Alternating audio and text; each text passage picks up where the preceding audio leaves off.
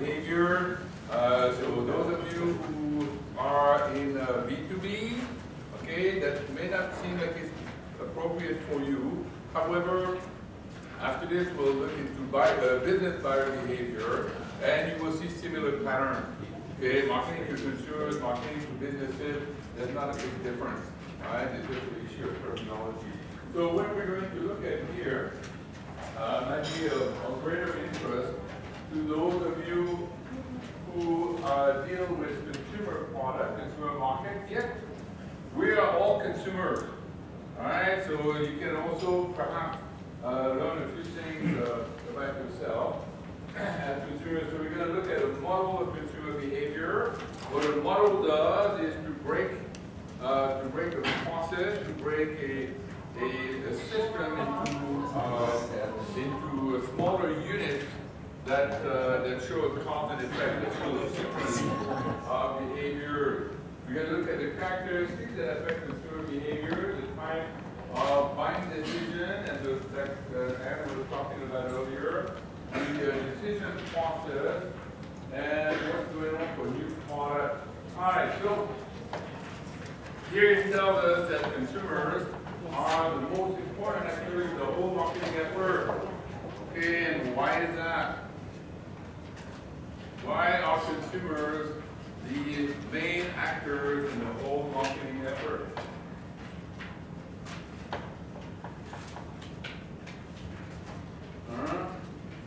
Tell me. I can't see his name. The man in red.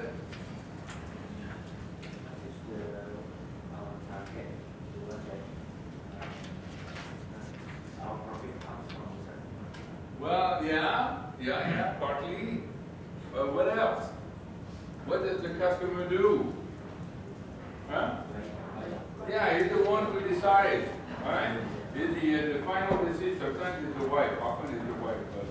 But it's the end decision maker, the one that decides whether or not to buy the product or service, but also because the product or services should have been designed for the customer, for the end consumer.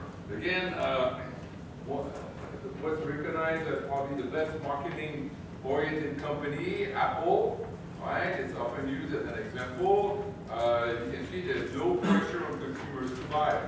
Apple doesn't pressure consumers. It's just, I'm always amazed at the process. So you go to an Apple store, there's a lot of people that are there willing to part with their money very easily just for the pleasure, for almost the honor of owning an Apple product.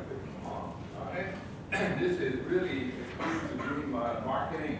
So here the behavior is to purchase as a final consumer. So just a little question, no big deal.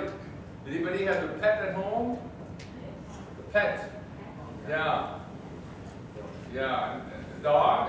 Yeah. I'm not talking about the kind of dogs you eat. You don't eat dogs? Nice. Should try it. All right. So do you buy food for your dog? Is that a consumer product or not? You eat the dog? No, but you're right, but it still is a consumer product. Huh? Let me make it very simple. It is gone. Make it simple. What is it? Is it a consumer product or a business industrial product? Consumer? Business? Both. Yeah, it depends who's buying it. See, that's what I'm trying to make a point. When, whatever his name is, Andy, you're Andy? So he's not Andy. Harry, if Harry bought this for himself, called a consumer product. If Erwin bought it for everybody here, that becomes a business, industrial product, whatever you want. So it's not so much the product itself that determines, but it's who's doing the buying, who's purchasing it. Huh? All right. So I just wanted to clear that up. So here's a model of consumer behavior. We're going to go through that a little bit. What it tells you here is you see what we've seen so far, which is called the environment. Right? The micro and the macro MA. You're probably going to see that on Friday, by the way.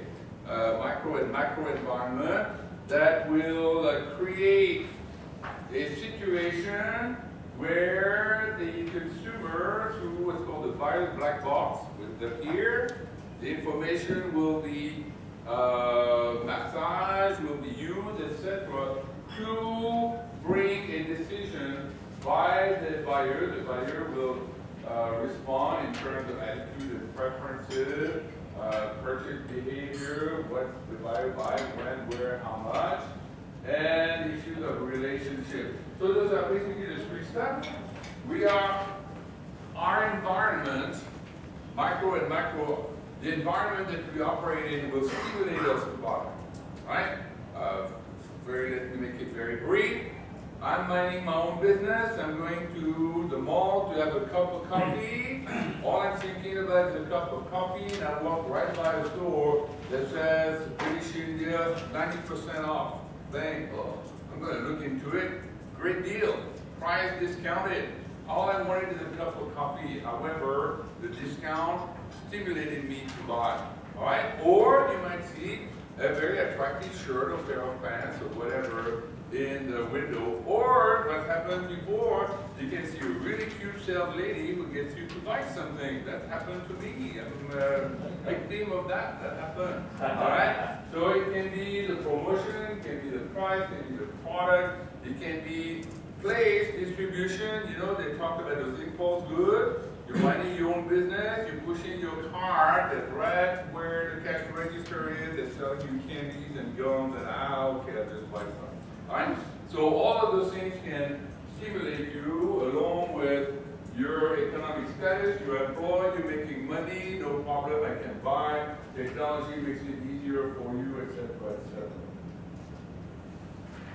So here we're going to talk about those issues, that those factors that influence consumer behavior, those cultural, social, personal, and psychological factors. So this part is a little bit longer. Culture, we've already talked about it a little bit earlier. Culture is the values, the perceptions, the wants, the beliefs that we learn from family, other important institutions.